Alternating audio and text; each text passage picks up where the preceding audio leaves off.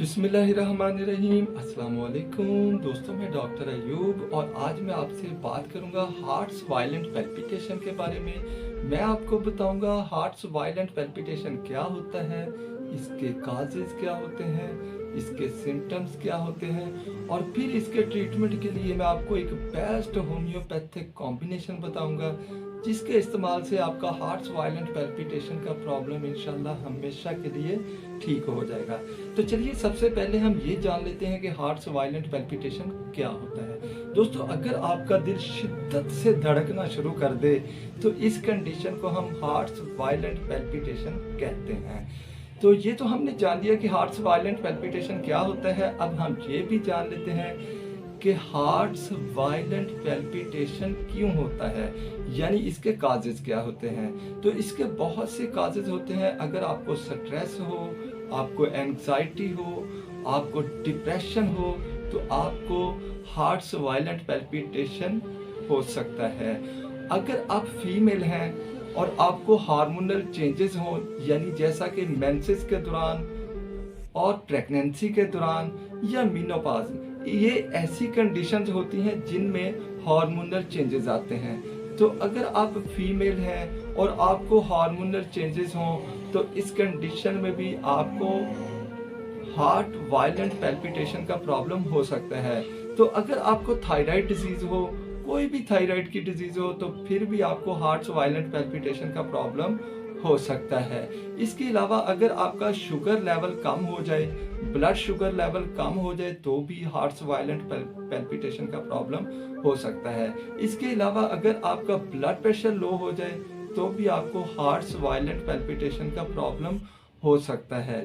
इसके अलावा intense exercise, यानी आप बहुत ज़्यादा एक्सरसाइज करें, वर्जिश करें, तो भी आपको हार्ट वायलेंट पैल्पिटेशन का प्रॉब्लम हो सकता है। इसके अलावा बहुत सी एलोपैथिक मेडिसिन होती हैं जिनके इस्तेमाल की वजह से आपको हार्ट वायलेंट पैल्पिटेशन का प्रॉब्लम हो सकता है। तो ये थे इसके काजेज। अब हम जान लेते हैं कि इसके सिम्टम्स क्या होते हैं। तो दोस्तों, अगर आपको हार्ट वायलेंट पैल्पिटेशन का प्रॉब्लम हो तो आपका दिल शिद्दत से धड़केगा, आपको स्वेटिंग हो सकती है, पसीने आ सकते हैं, आपको घबराहट हो सकती है, बेचैनी हो सकती है, मौत का खौफ महसूस होने लगता है।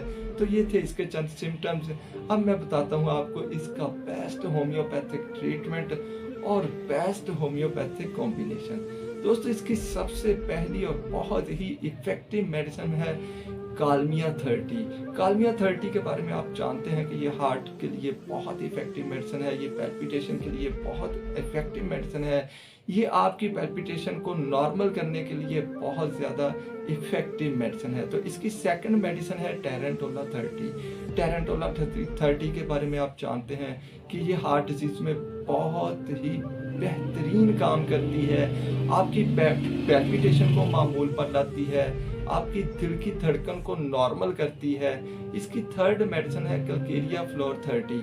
कलकेरिया फ्लोर 30 अगर आपको प्रॉब्लम है हार्ट वायलेंट पैल्पिटेशन का तो ये आपके लिए इंतहाई इफेक्टिव मेडिसिन है।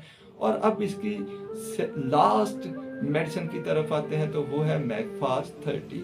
दोस्तों, मैगफास्ट 30 अगर आपको हार्ट वायलेंट पैल्पिटेशन का प्रॉब्लम है, आपको घबराहट हो रही है, स्वेटिंग हो रही है, तो ये आपके लिए बहुत ही इफेक्टिव मेडिसिन है।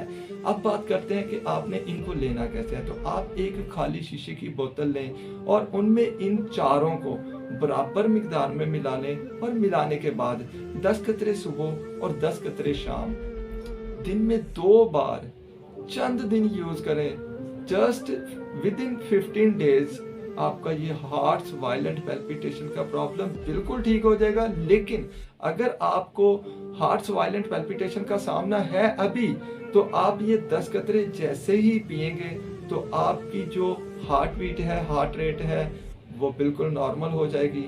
और ये आप अगर आपको प्रॉब्लम अभी चल रहा है तो 10 मिनट के बाद ये आप दोबारा रिपीट भी कर सकते हैं। तो 2 मरतबा लेने से ही आपका ये प्रॉब्लम बिल्कुल ठीक हो जाएगा। और उसके बाद सुबह शाम करके तकरीबन 15 दिन ले लें। इनके इस्तेमाल से आपका ये प्रॉब्लम इंशाल्लाह बिल्कुल ठीक हो जाएगा। दोस्तों, कैसी लगी ये वीडियो? अगर अच्छी लगी हो तो इसे लाइक, शेयर और मेरे चैनल को सब्सक्राइब करना मत भूलिएगा। अब तक के लिए इतना ही, मिलेंगे इंशाल्लाह नई वीडियो में। तब तक के लिए खुदा हाफिज।